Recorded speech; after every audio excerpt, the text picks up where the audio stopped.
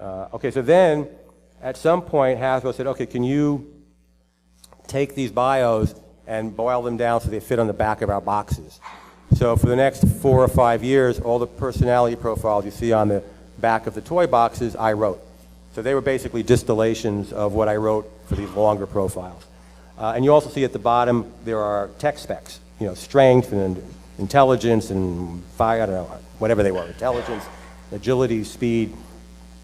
Keep going to the next one. So I suggested to Hasbro, why don't you give them all tech specs, you know, ratings of how powerful they are and smart and so on and so forth. I'd like to say it was an original idea, but at that time Marvel was producing the Marvel Universe books, which were basically encyclopedias of all the Marvel characters, which was doing the exact same thing. So I thought, let's adapt that to Transformers. So I suggested it, they liked the idea, and then they came up with the idea of hiding the tech specs on the back of the boxes. So you needed a piece of red cellophane to be able to read them properly.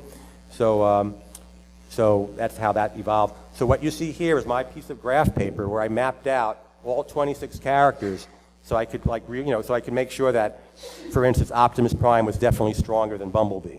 I didn't want to make a mistake, and so I had this whole chart here where I could kind of make them relatively stronger, weaker, faster, slower, etc. So that's my original chart. And go to the next one, and then Hasbro took that chart and reproduced it here, and you could see we were still tweaking some of the names. Some of the names are crossed out because newer names were replacing some of the old names that were rejected. But that's I believe that's the original 26 of the first line of Transformers. Next. And then this is just an original box.